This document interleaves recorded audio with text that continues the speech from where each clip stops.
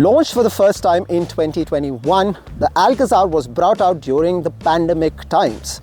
And while its start was during an inauspicious time in terms of what was happening around the world, over the last 3 years, the company has sold 75,000 units of this 3-row SUV. Now that is a decent number, but it isn't a number that the car can boast of considering Hyundai's own lofty standards, especially with the Creta. Now, comparisons between the Alcazar and the Creta are inevitable, but also unfair. 2024 Hyundai Alcazar then brings a whole lot to the table in terms of its exterior design and feature list on the inside, and of course new pricing as well. You're watching HD Auto, I'm Shubhadeep, and we are in Pleasant, Udaipur to find out what the new Alcazar brings to the table.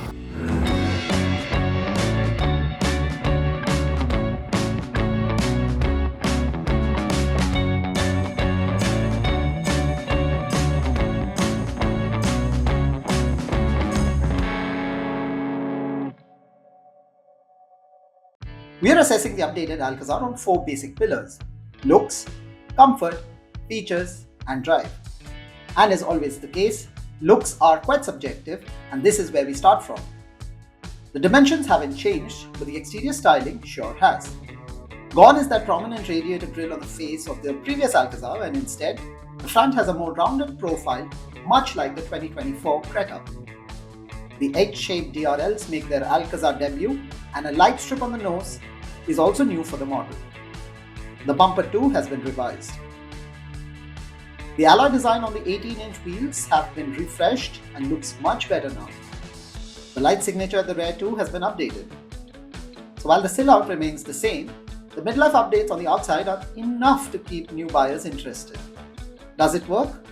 Well, we will let you be the judge of that. But do note that there are multiple color choices on offer as well, and now for the first time 2 new matte finish shades are available as well.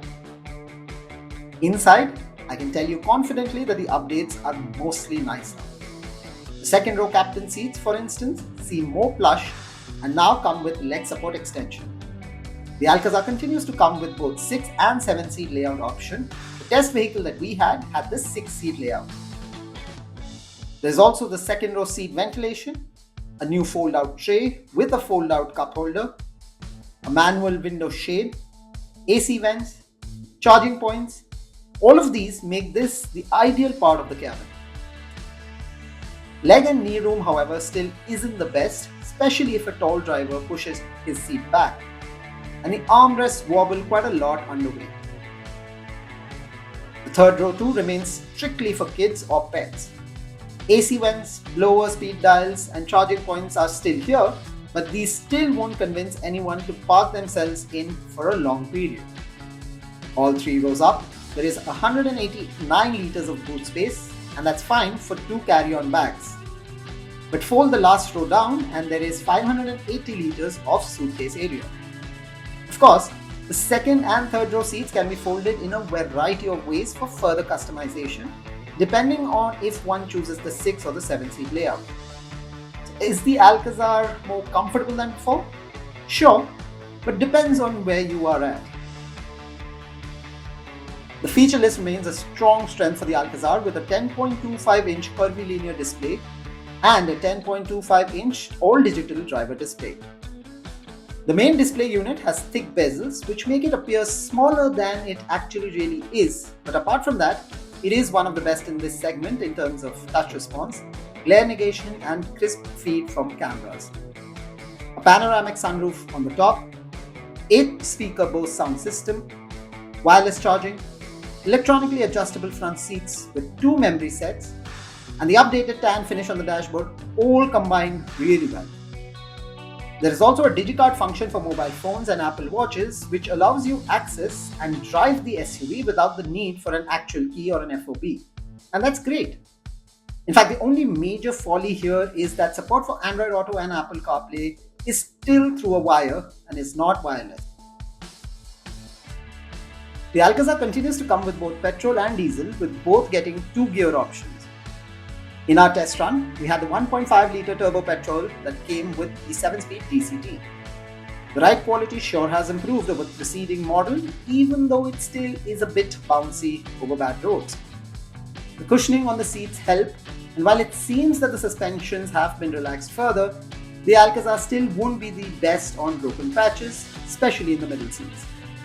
But the SUV is a mean performer on regular roads with power build-up coming naturally, and now the heavier steering provides enormous confidence.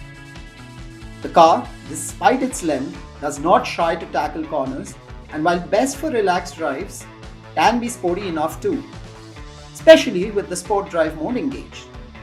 Of course, the traction modes have been carried forward too, and a high ground clearance helps on challenging tracks such as these. There is level 2 ADAS as well, and we did give it a try over short periods of time. The lane keep assist and forward collision warning working well and in tandem. Hyundai Alcazar's main claim to fame still is its 3 rows of seating, although the space in the third row remains limited. Now, if you're someone who's primarily chauffeur driven and wants a certain sense of luxury in the mass market space, complete with a whole lot of features, then the Alcazar makes a lot of sense. But if you're someone who has a small nuclear family, doesn't take too many of long journeys on highways, then perhaps the Creta still is why it is the hero in the Hyundai family. Now with the Alcazar, the pricing though is a very attractive point.